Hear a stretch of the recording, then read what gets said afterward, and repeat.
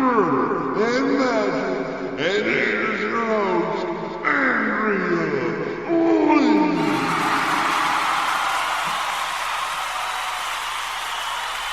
Haha. What a nice crowd. Well, welcome back for an all-new episode of Mystery, Murder, and Magic. Alex had a lot to do. He's a senior in high school this year, so he's sitting this episode out. But he'll be back with us soon, I promise. So yesterday, Valentine's Day was celebrated by many folks out there. But did you know that Valentine's Day is a spin-off of another pagan holiday? Well, just like the Yule episode, I'm going to give you a little history lesson on the origins of Valentine's Day. But first, let's talk a little bit about Valentine's Day itself. We all know that Valentine's Day is celebrated near and far by sending flowers, cards, candy, and other little gifts to our loves. But do you know how this tradition started? Well, the Catholic Church recognizes three saints as Valentine or Valentinus. According to one legend, Valentine, who had been imprisoned, sent the very first Valentine greeting himself to a girl he had fallen in love with.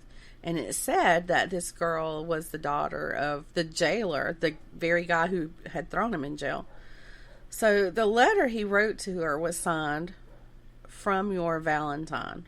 Now, soon after that, he was executed for his crime of trying to save the Christians from the Romans. It's widely believed that Valentine's Day is celebrated in the middle of February to commemorate the death of Saint Valentine. However, just like at Yule, the Christians hijacked the pagan celebration known as Lupercalia. Remember, the Christians did anything and everything they could to put pagan traditions and holidays to rest. And I have to be honest here for a second. I've been on my path for quite a while, but I've only learned of Lupercalia in maybe over the last 2 years. So we're going to learn about this together. Lupercalia is traditionally celebrated on February the 15th. And it was a celebration of fertility. It was also dedicated to the Roman god of agriculture, and his name was Faunus. And it was also a celebration of the Roman founders Romulus and Remus. In fact, the name Lupercalia is thought to have origins tied in with Romulus and Remus. Romulus and Remus are the twin sons of Rhea Silvia and Mars. Now, in other stories, it says Hercules is their dad. However, their mom said that the pregnancy was through divine conception, and in those days it was a custom that when a virgin went against her vows of celibacy, she would be put to death. But because she claimed divine conception, and that either Mars or Hercules was responsible for this, and I may slaughter this, but I'm going to give it a shot. King Amulius didn't want the blood of the mother or her children on his hands, so he imprisoned their mom. And to make the baby's death look like an accident, he ordered that they be thrown in the Tiber River.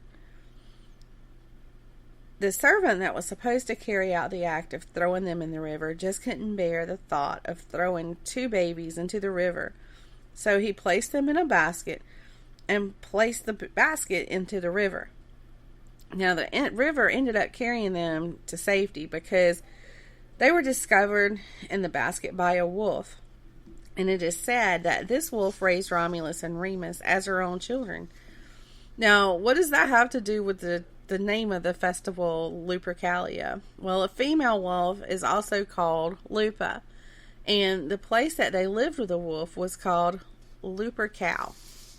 Now, Lupercalia, it wasn't anything like modern day Valentine's Day. The festival itself was held under the supervision of these Roman priests called Luperci, or Luperci. Each year, the festival was opened with the sacrifice of a goat or a dog, but most of the time it was a goat. And I should probably mention that the priests were totally naked when they were they were slaughtering these animals. Now, after the feast, the leprosy cut thongs from the skin of the sacrificed animal, and then they ran around the city and they would strike women with the thong. And by the way, they were still nude when they were doing this. Now, this wasn't done out of violence, but it was thought that being struck by the skin would make the woman fertile. And in fact, there was a lot of women that volunteered to be whipped so that they could become fertile. This connection between being smacked with goat skin and becoming fertile, it does sound strange, but it's been linked to the sexual goat god Pan. There was also a matchmaking ceremony during the festival. Names were drawn and couples got matched with each other. Sometimes these couples, they'd only stay together long enough for the festival, and other times some of the couples became married. Now, around the end of the 5th century, Lupercalia celebrations were squashed by the Christians, who were on a mission to stomp out anything pagan and replace them with only traditions that they approved of. But a tradition or two from Lupercalia carried over into Valentine's Day celebrations. Now, during the month of February, everything you go in stores or anywhere, everything's red and white.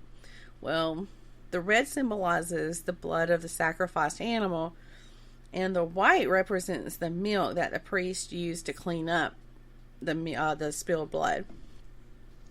It's hard to imagine that Lupercalia traditions, these days, because we know that sacrificing animals is just plain out wrong.